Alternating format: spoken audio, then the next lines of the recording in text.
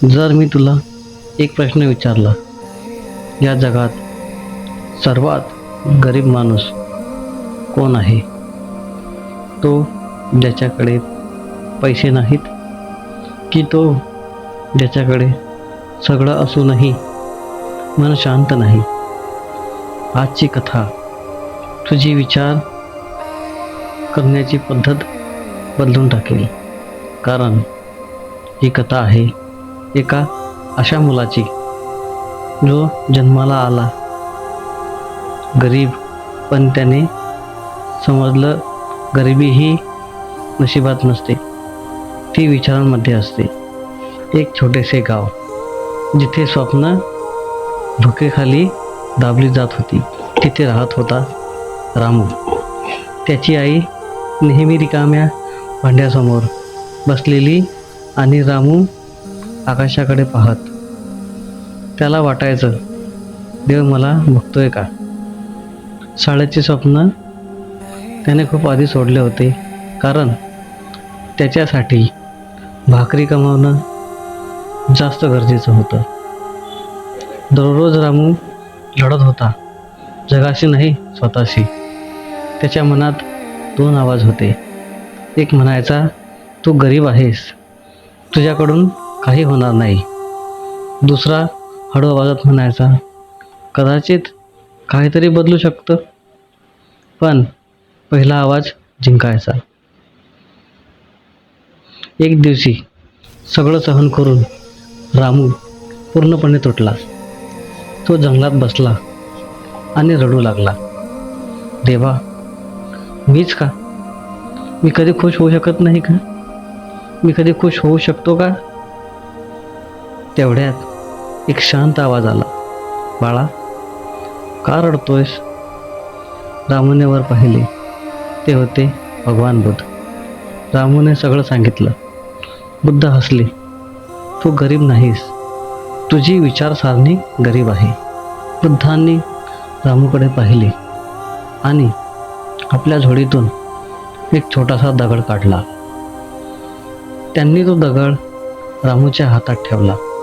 बाळा, हा बाजारात घेऊन जा, पण लक्षात ठेव, हा विकायचा नाही.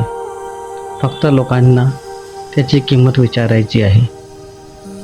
दुसऱ्या दिवशी रामू तो दगड घेऊन बाजारात गेला. सगळीकडे गर्दी होती. लोक आपापल्या वस्तू विकत होते. रामू सर्वात आधी एका भाजीवाल्याकडे गेला. त्याने दगड दाखवला आणि विचारलं, भाऊ, हा दगड कितीचा असेल? भाजीवाला हसत, अरे हा, चल 10 रुपये देतो.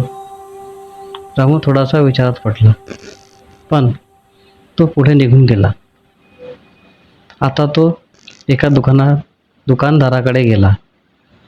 त्याने तोच प्रश्न विचारला, हा दगड कितीचा आहे?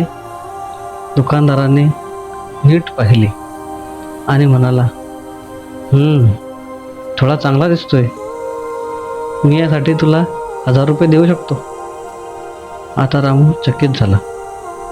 आता 10 रुपये मिळत होते आणि इतक्यात 100. आता रामू शहरातील सर्वात मोठ्या ज्वेलरीकडे गेला.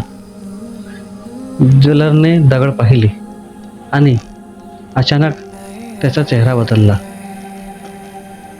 त्याने दगड हातात घेतला, प्रकाशात नीट पाहिला आणि मग तो थक्क झाला.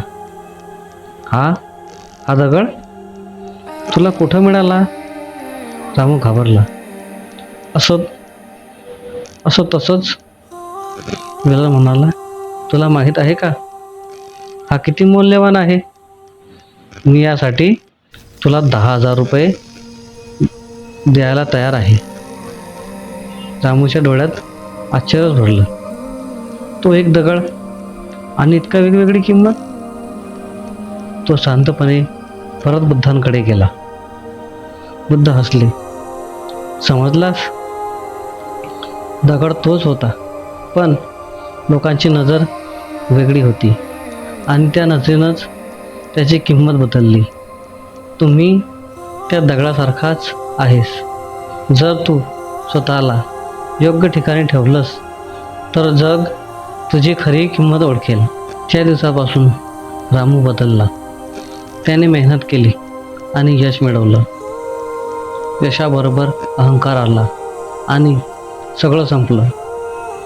रामू पुन्हा बुद्धाकडे गेला. मी पुन्हा गरीब झालो. बुद्ध म्हणाले, तू आधीही गरीब नव्हता आणि आताही सुद्धा नाही. गरिबी पैशांची नसते, ती विचारांची असते. लक्षात ठेव, तू गरीब नाहीस, फक्त स्वतःची किंमत ओळखायला शिक.